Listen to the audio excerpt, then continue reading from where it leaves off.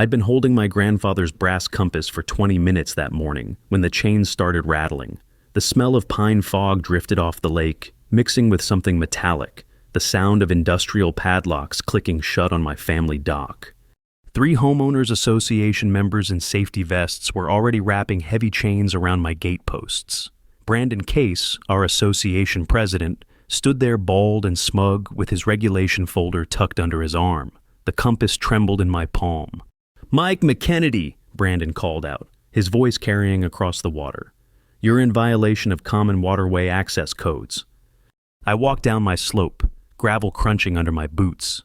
"Morning to you too, Brandon. Mind telling me what this circus is about?" He opened that folder like he was reading someone's death sentence. Homeowners Association Emergency Resolution 847B. Your dock and waterfront access are being temporarily suspended pending investigation. Investigation of what? Commercial fishing operations conducted without proper permits. Brandon's thin smile made my stomach drop. Multiple residents have filed complaints about your unauthorized boat tours. The penalty is $2,500, effective immediately, plus $500 per day until compliance. I looked past him at the other 2 association goons, Rick Torres from Pine Street and Melissa something or other from the North End. Rick avoided my eyes. Melissa kept filming everything on her phone. Commercial boat tours? I laughed, but it came out hollow. "Brandon, I take my nephew fishing twice a month. That's not commercial anything." "The association has photographic evidence," he said, pulling out a manila envelope. "Drone footage clearly shows monetary exchange for waterway access." The photos hit me like cold water. There I was last Saturday, standing by my dock with Jake, my 20-year-old nephew. In the picture, Jake was handing me what looked like money. What the photo didn't show was that he was paying me back $20 he'd borrowed for gas. "This is ridiculous," I said. "That's my nephew paying back a loan?" "The association doesn't make determinations about family relationships," Brandon replied smoothly. "We see commercial activity. We act. The chains stay until you pay the fine and cease all commercial operations." Rick finally spoke up. "Mike, maybe you can work something out at the next meeting." "The next meeting isn't for 3 weeks, Brandon cut him off. "The fine accumulates daily. That's $15,500 if Mr. McKennedy waits that long." My grandfather's compass felt heavier in my pocket. This dock had been in my family since 1961. My grandfather built it with his own hands after buying the Lakefront property. I learned to fish here, taught Jake to fish here, and now some power-hungry bureaucrat with a regulation fetish was telling me I couldn't use it. "You know what, Brandon?" I said, stepping closer. "I think you're making a mistake." "The association doesn't make mistakes, Mike. We follow procedures." He gestured to Rick and Melissa. "Lock it up." I watched them thread that chain through my gate, through the posts my grandfather had set in concrete 50 years ago. The padlock clicked shut with the kind of finality that makes your chest tight. Brandon handed me a formal notice printed on association letterhead. "You have 72 hours to file an appeal. Good luck with that." They climbed into Brandon's pristine silver truck and drove off, leaving me standing there with that compass and a piece of paper that felt like a declaration of war. I'd been dealing with the Homeowners Association for 8 years since moving back to the old family place. Brandon Case had been president for 3 of those years, and in that time, he'd managed to turn a simple neighborhood organization into his personal fiefdom. If your grass was a 1/4 inch too tall, you got a notice. If your house color wasn't on the approved list, you got a fine. Now he was coming after my family's dock. The worst part? I could see other neighbors peeking out their windows watching the show. Mrs. Patterson from across the street pretended to water her flowers while staring directly at my property. The Hendersons' curtains twitched every few seconds. I walked back up to my house, that compass burning a hole in my pocket.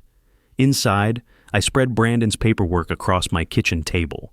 Resolution 847B was 3 pages of dense legal language that basically said the association could shut down any property they deemed commercially problematic with minimal evidence and maximum penalties.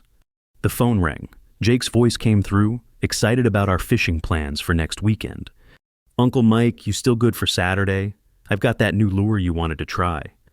I looked out my window at those chains wrapped around my dock. "Jake, We might need to make other plans. That's when I realized Brandon Case had just made the biggest mistake of his association presidency. He'd picked a fight with the wrong McKennedy. But what I didn't know yet was just how deep his mistake went, and how much deeper I'd have to dig to pull out the truth. The emergency association meeting was called for that evening. Brandon had somehow managed to pack 45 neighbors into the community center in less than 8 hours. Word travels fast in a neighborhood of 67 homes, especially when there's drama involving chains and accusations. I walked in wearing my best shirt and carrying my grandfather's compass in my front pocket. The room felt like a courtroom. Brandon sat at the head table with his laptop open, projecting those drone photos onto the white wall behind him. The images looked even worse, blown up to poster size. "Thank you all for coming on short notice," Brandon began, his voice carrying that fake authority he'd perfected over 3 years of power trips. "We're here to address a serious violation of our community waterway guidelines." Murmurs rippled through the folding chairs. I recognized most faces, people I'd waved to for 8 years, folks whose mail I'd collected when they were out of town. Tonight they looked at me like I'd been selling drugs to their kids. "As you can see from this evidence," Brandon continued, clicking through the photos, "Mr. McKennedy has been conducting unauthorized commercial operations from his dock, multiple boat tours, monetary exchanges, and violation of our common water usage agreements." Mrs. Chen, the retired teacher from Maple Drive, raised her hand. "How much money are we talking about?" "The association has documented at least 6 separate incidents over the past month," Brandon replied smoothly. "Based on comparable fishing guide services in the area, we estimate between $300 and $500 per excursion." $300 to $500? I almost laughed out loud. The most expensive thing I'd bought recently was a $40 tackle box at Walmart. Brandon wasn't finished. "The association has voted to establish a legal defense fund. We're asking each household to contribute $200 to ensure we can protect our community's interests." Hands went up around the room. Checkbooks appeared. Within 10 minutes, Brandon had collected nearly $9,000 from neighbors who'd decided I was some kind of waterfront profiteer. "Mike," called out Jim Patterson from across the street, "you want to explain these pictures?" I stood up, feeling all those eyes on me. "That's my nephew Jake paying me back $20 he borrowed for gas money. The association president has turned a family fishing trip into some kind of commercial conspiracy." "Can you prove that?" asked Sandra Williams from Pine Creek Road. "Can he prove I'm running commercial tours?" I shot back. "Where are the customers? Where's the advertising? Where's the business license?" Brandon clicked to a new slide. This one showed my dock from a different angle, with what looked like multiple people boarding a small motorboat. This footage was taken last Sunday morning. 5 individuals, non-residents, accessing the lake through Mr. McKennedy's property. My stomach sank. Last Sunday was Jake's birthday. His college friends had driven up from Austin for a weekend fishing trip. We'd taken 2 boats out for a few hours, caught some bass, grilled burgers on my dock. It was a family celebration, not a commercial enterprise. "Those were my nephew's friends," I explained. "It was his birthday party." "The association doesn't make distinctions between family gatherings and commercial activities when common resources are involved," Brandon replied. "The impact on our lake ecosystem is the same." Dr. Morrison, a retired professor who had lived here since the 1980s, cleared his throat. "Brandon, this seems like quite an escalation. Maybe we should investigate more thoroughly before—" "The investigation is complete," Brandon cut him off.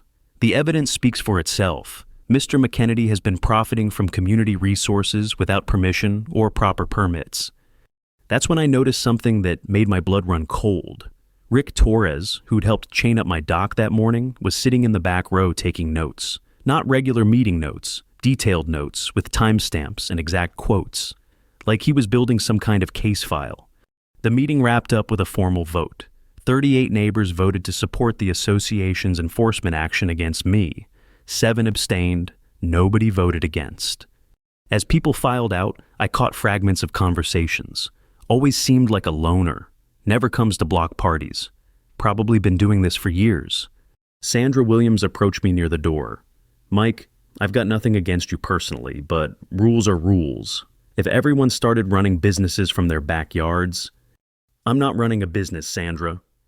She shrugged. "The pictures don't lie." Outside in the parking lot, I watched neighbors drive off in their minivans and SUVs, probably discussing my moral failings over dinner. The community center lights dimmed, leaving me alone with the sound of crickets and the distant hum of traffic on Route 34. I pulled out my grandfather's compass and checked the direction of home. True north, like always. Some things don't change, even when your whole world gets turned upside down by a power-hungry bureaucrat and a drone with a camera. Walking back to my house, I passed my chained-up dock.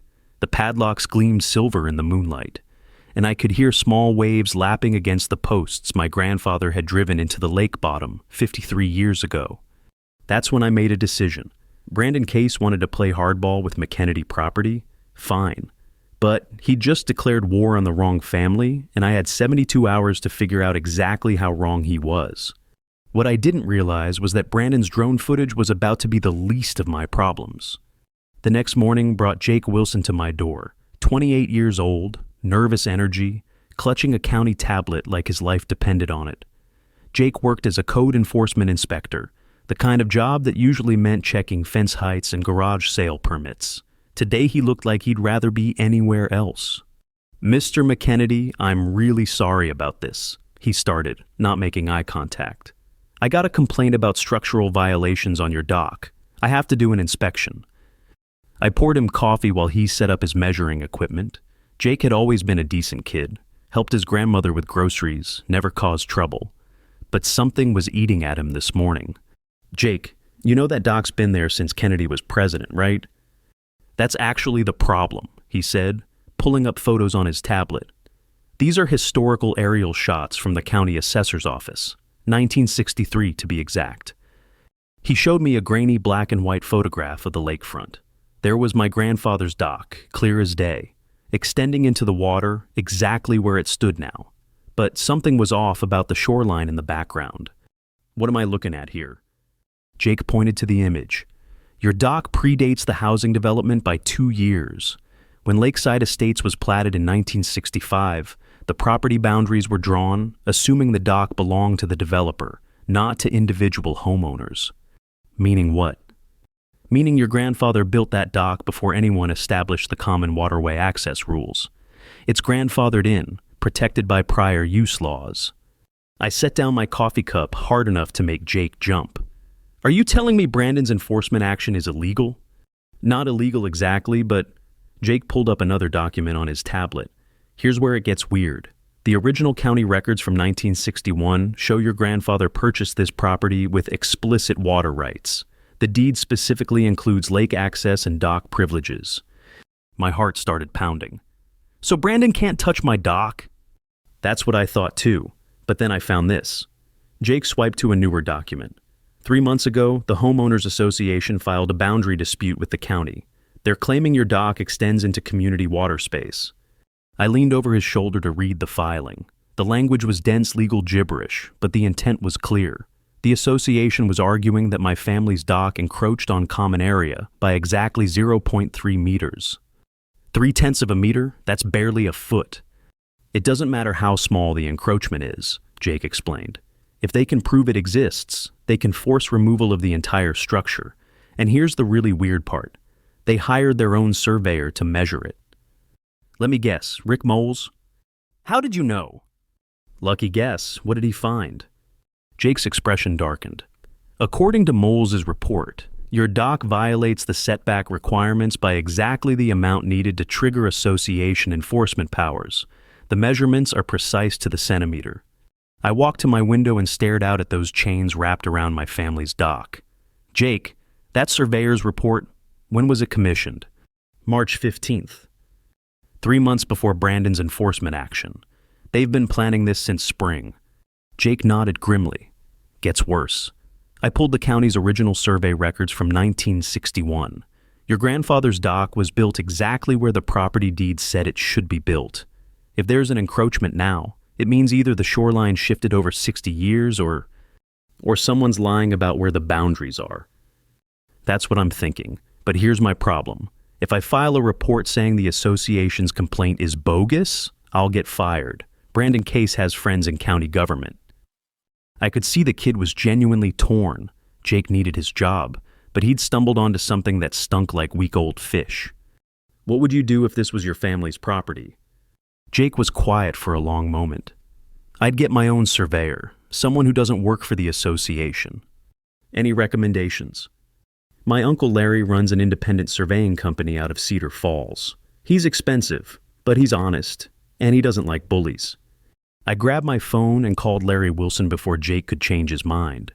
An hour later, Larry was driving metal stakes into my yard and setting up transit equipment that looked like it belonged on a NASA mission. Your dock's not going anywhere, Larry announced after 2 hours of measuring. It's exactly where it should be according to the original property deed. But here's what's interesting. Somebody moved the association's boundary markers. Moved them how? Come look at this. Larry led me to a concrete post near the water's edge. See these saw marks? This marker was cut and reset about 6 inches closer to your dock. Recent work too, probably within the last 4 months. Jake whistled low. Someone altered the boundary markers to create an artificial encroachment? That's fraud, I said. Pure and simple fraud. Larry nodded. Question is, who did it and why? I thought about Brandon Case's smug expression that morning, his perfectly timed drone footage, and Rick Torres taking detailed notes at the association meeting. 3 months of planning, hired surveyors, moved boundary markers, and a legal defense fund that raised $9,000 in 10 minutes. And Jake, what happens if I can prove the association's complaint is based on fraudulent survey data? Then Brandon Case is in serious trouble. Falsifying public records is a felony. I pulled my grandfather's compass from my pocket and checked true north. The needle pointed steadily toward the lake, toward my family's dock, toward 60 years of honest ownership that some power-hungry bureaucrat thought he could steal with chains and fake measurements. Larry, how much do I owe you for the survey? For this kind of justice, it's on the house. That afternoon, I had ammunition, but what I didn't have was any idea how far Brandon Case was willing to go to protect his scheme. And I was about to find out the hard way. By Thursday morning, Rick Moles showed up at my door with a clipboard and an attitude. The independent surveyor Brandon had hired looked exactly like what Central Casting would order for corrupt bureaucrat number 3. Soft around the middle, cheap suit, eyes that wouldn't hold contact for more than 2 seconds.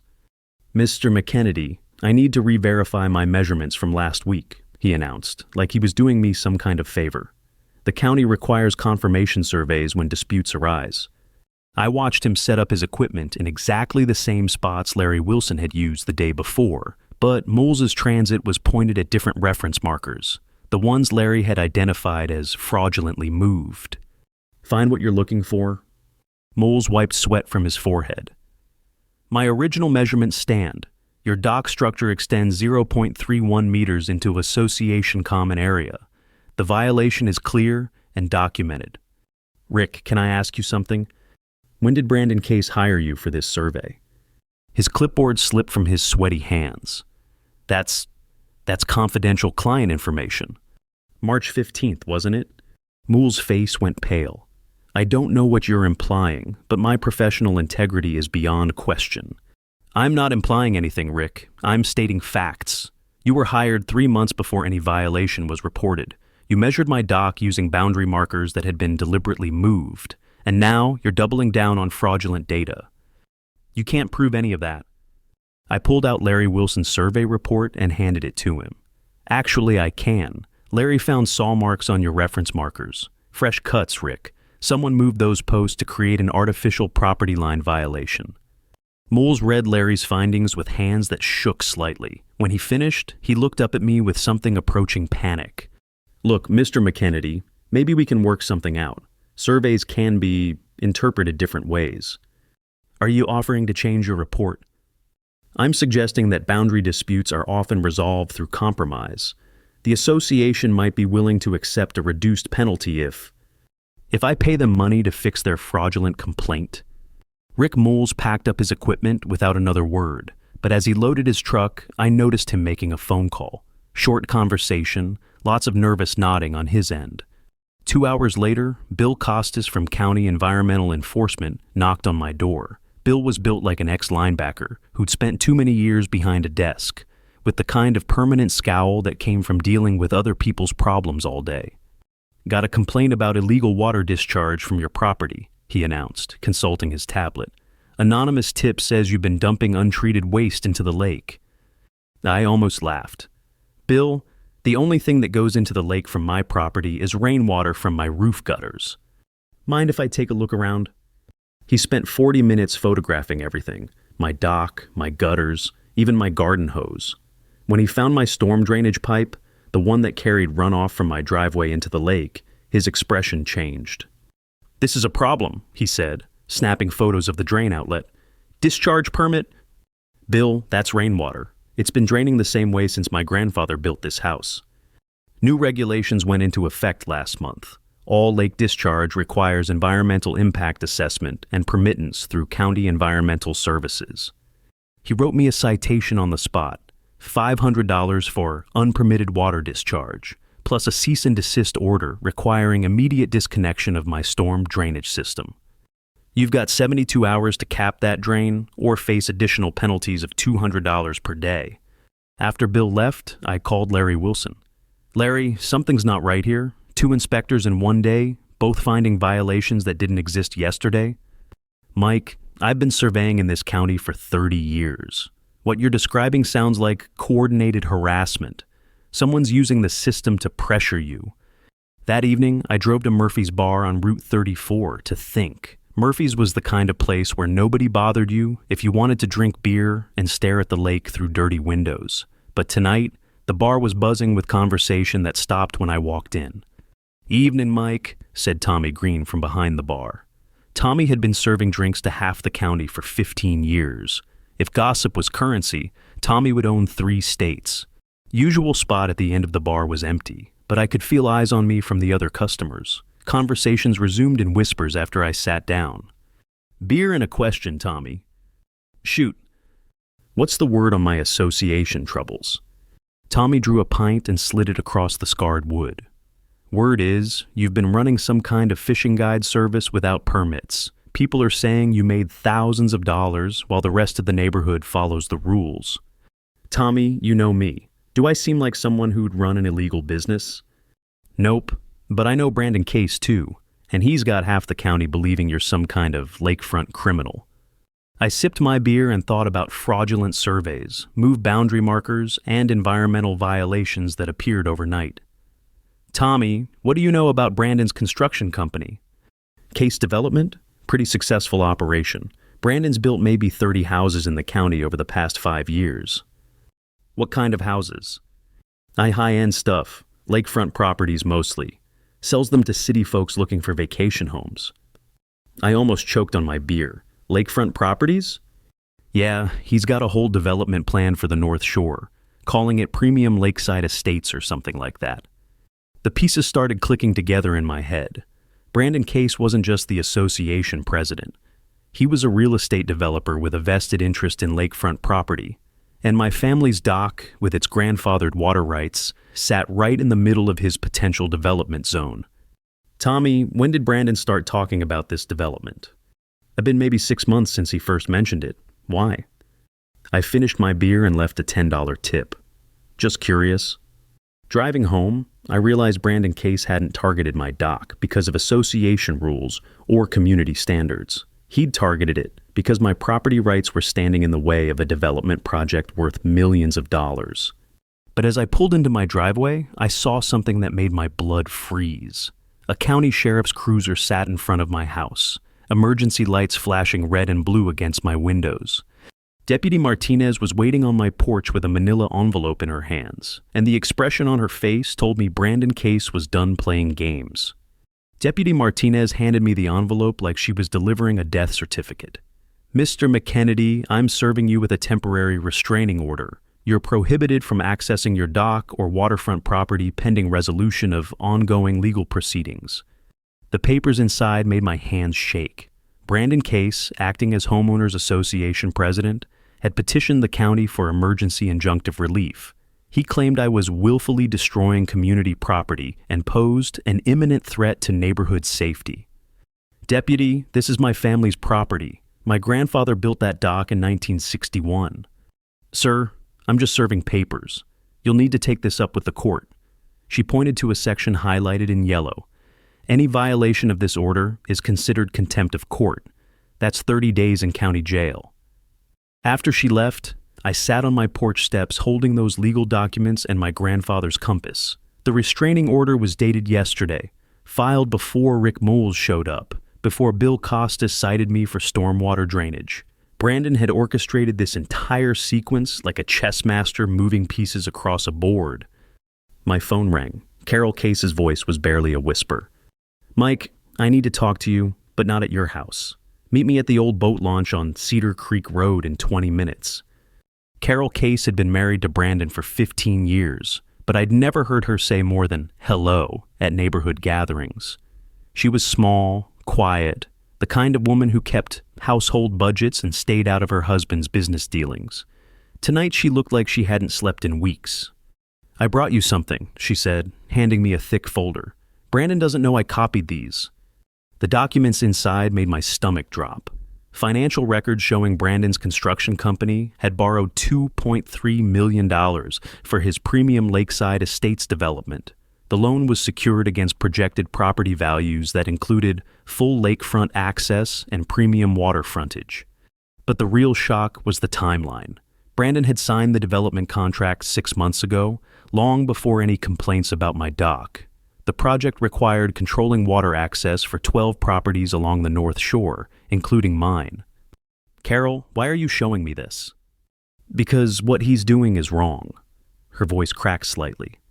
"Mike, Brandon moved those boundary markers himself. I watched him do it in March. He said it was routine maintenance, but I knew something wasn't right." "Why didn't you say anything before now?" "I was scared. Brandon gets intense when money's involved. This development deal is everything to him. If it falls through, we'll lose the house, the business, everything." I studied the loan documents more carefully. Brandon owed his first payment, $480,000, in 60 days. If he couldn't deliver the promised lakefront development, the bank would foreclose on everything he owned. "Carol, there's more, isn't there?" She nodded, tears starting to form. Brandon paid Rick Moles $8,000 for that fraudulent survey. It's all there in his business account records, and he's been meeting with county officials about getting your property condemned for public use. Condemned? Eminent domain. If the county decides your dock is a navigational hazard, they can force you to sell at fair market value. Brandon's already made them an offer to buy the seized property for his development. I felt like I'd been punched in the chest. Brandon wasn't just trying to fine me or harass me into compliance. He was systematically destroying my property rights so he could steal my family's land for a multi-million-dollar development project. "Why are you telling me this, Carol?" "Because I married a man who builds houses, not a criminal who steals other people's property." She wiped her eyes with a tissue. "And because my father was a lot like your grandfather, he would have fought back too." Carol left me sitting at the boat launch with evidence of Brandon's conspiracy. But as I drove home, I realized I was holding a double-edged sword. These documents could destroy Brandon's development scheme, but they would also destroy Carol's marriage and financial security. Back at my house, I spread everything across my kitchen table. Larry Wilson's survey proving the boundary markers had been moved, Rick Moles's fraudulent measurements, Bill Costas's environmental citation, and now Carol's financial records showing Brandon's true motives. I had enough evidence to stop Brandon's development dead in its tracks, but using it would hurt an innocent woman who'd risked everything to help me. That's when my phone buzzed with a text message from Brandon himself. "Restraining order is just the beginning. You have 48 hours to accept our settlement offer. $50,000 for voluntary surrender of your dock and water rights. After that, the price goes down and the legal pressure goes up."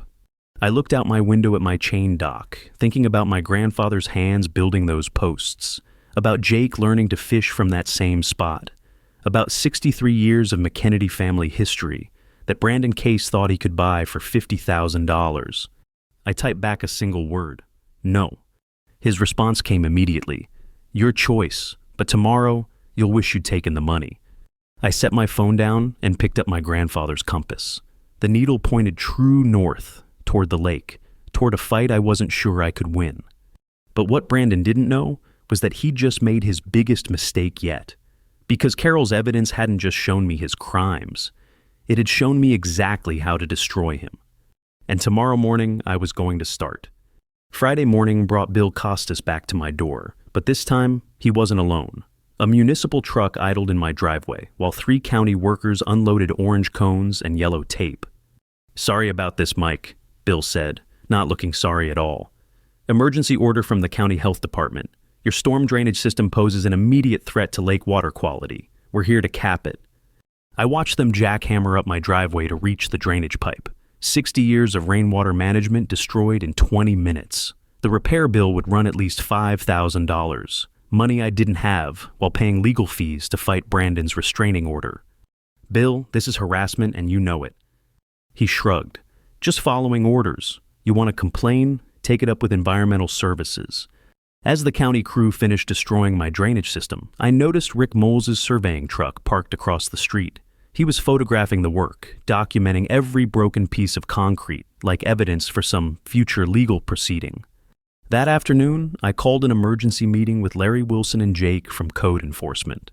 We met at Murphy's Bar, where Tommy Green served coffee and pretended not to listen to our conversation. "Here's what we know," I said, spreading Carol's documents across the sticky table. "Brandon Case needs my water rights for a $2.3 million development deal. He's used fraudulent surveys, environmental harassment, and legal intimidation to pressure me into selling." Jake studied the financial records. "This loan document shows he owes nearly $500,000 in 60 days. If the development falls through..." "He loses everything," Larry finished. "House, business, probably his marriage too." "So what's our next move?" I asked. Larry leaned back in his chair.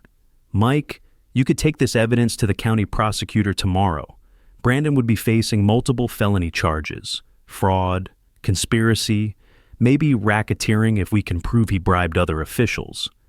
But Carol Case would be destroyed in the process. She'd lose her home, her husband would go to prison, and she'd probably face charges as an accessory for helping cover up his crimes." Jake nodded grimly. "Plus, Brandon's got connections in county government. Even if he gets arrested, his friends might find ways to make your life miserable while the case drags through court."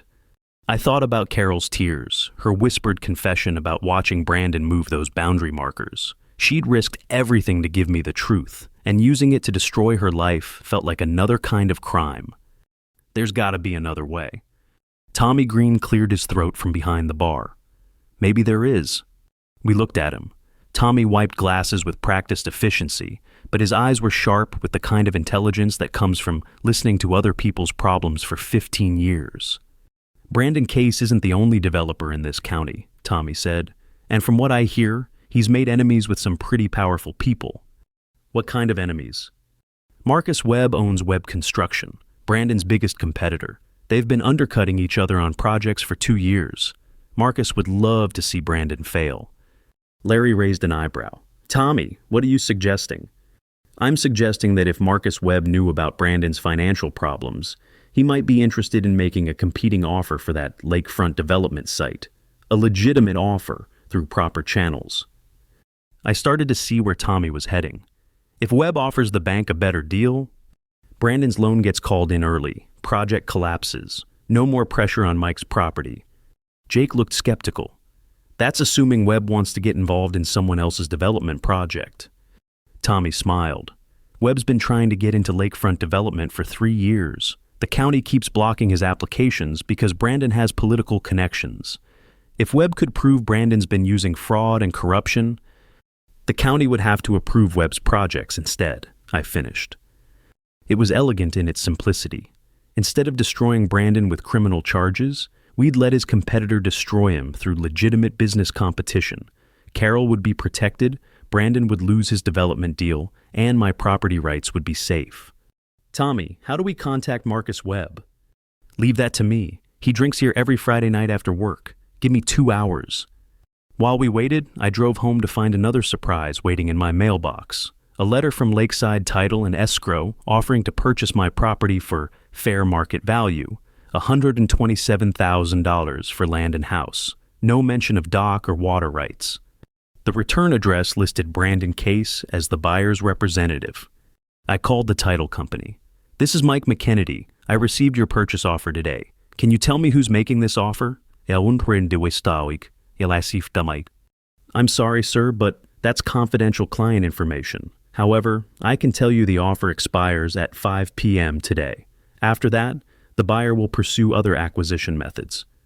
Other acquisition methods? I really can't discuss details, Mr. McKennedy, but you might want to consult with an attorney about eminent domain procedures. I hung up feeling sick. Brandon was moving faster than I'd expected. The restraining order, the environmental harassment, the financial pressure, all of it was designed to force me into accepting a lowball purchase offer before I could organize effective resistance. At 4:30 p.m., Tommy Green called.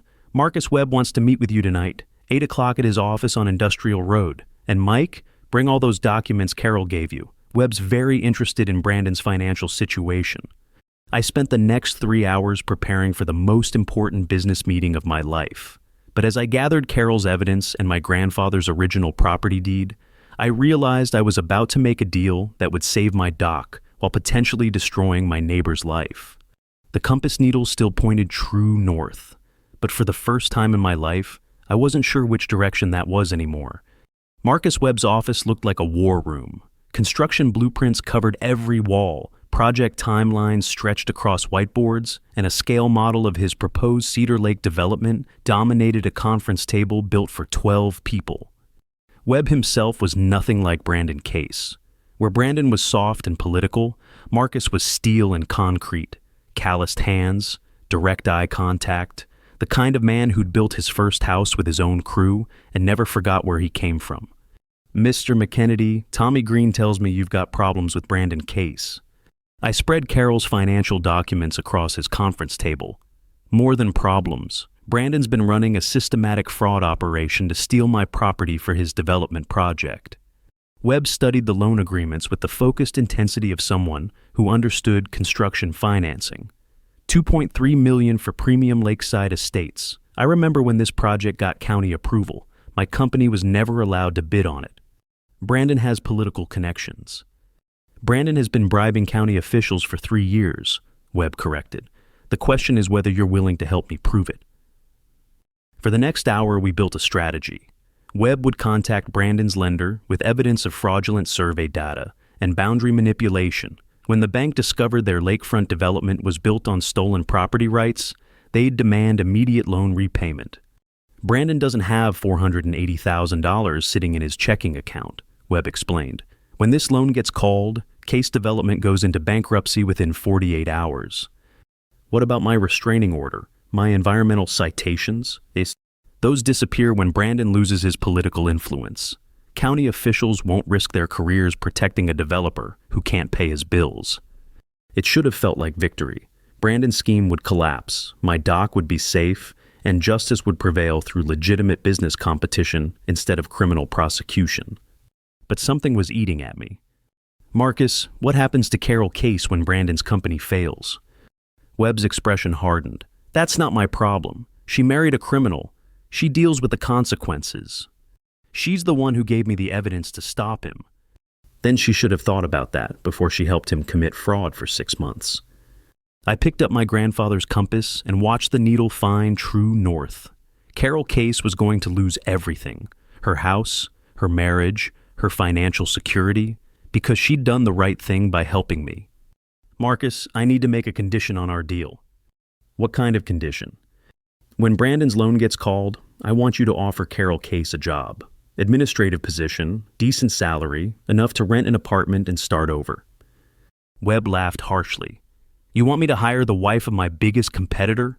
The woman who helped him steal contracts from my company? I want you to hire the woman who's going to hand you control of lakefront development in this county. Webb considered this for a long moment. You're asking me to show mercy to people who've been screwing me over for 3 years. I'm asking you to be better than Brandon Case. Outside Webb's office, I sat in my truck and called Carol. Her phone went straight to voicemail, but I left a message. Carol, whatever happens in the next few days, you did the right thing, and you're going to be okay. Saturday morning, I was drinking coffee on my porch when Brandon Case's silver truck pulled into my driveway. He climbed out looking like a man who'd lost a war and was coming to negotiate surrender terms. Mike, we need to talk. We talked yesterday, Brandon. I said no to your buyout offer. Brandon sat down on my porch steps without being invited. For the first time in 3 years, he looked human instead of bureaucratic. My bank called yesterday evening. Someone contacted them about irregularities in my Lakefront development project. His voice cracked slightly. They're demanding full loan repayment by Monday morning. I sipped my coffee and said nothing. Mike, I know you're the one who gave them the information. You've got every right to be angry about the association enforcement, but this is going to destroy my family. You should have thought about that before you moved boundary markers and filed fraudulent surveys. Brandon put his head in his hands. I never meant for it to go this far. The development project was supposed to be simple. Buy a few lakefront properties, build some vacation homes, make enough profit to set Carol up for retirement. By stealing my family's dock? By offering you fair market value for property rights you weren't even using. Brandon looked up at me with genuine desperation. Mike, I'll withdraw all the association complaints, drop the restraining order, pay for your drainage repairs. Just tell the bank this was all a misunderstanding. I pulled out my grandfather's compass and set it on the porch railing between us. Brandon, my grandfather built that dock with his own hands 63 years ago. He taught me to fish from those same boards. I taught my nephew Jake there last summer. You tried to steal 6 decades of family history for a real estate deal. I know, I'm sorry. Sorry doesn't fix fraud, Brandon. Then what do you want? I stood up and walked to my porch railing, looking out at my dock. The chains were gone. Webb had made one phone call to county enforcement, and suddenly all my violations had been clerical errors. I want you to resign from the homeowners association. Today. Brandon nodded. I want a formal apology to the neighborhood for the fraudulent complaints against my property. Done. And I want you to pay Carol's legal fees when she divorces you. Brandon's face went white. How did you... She filed papers yesterday morning, Brandon. She's not going to prison for your crimes. We sat in silence for several minutes, 2 men who'd gone to war over a piece of lakefront property, and both lost something important in the process. Brandon had lost his business, his marriage, and his reputation. I'd won back my dock, but learned that victory sometimes tastes like sawdust. Mike, what's going to happen to me? Marcus Webb bought your loan from the bank this morning. He's offering to restructure the debt if you agree to work for his company as a project manager. Salary position, no equity, but it's honest work. Brandon looked stunned. Webb would do that.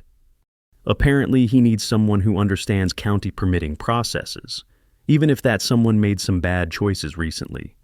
After Brandon left, I walked down to my dock.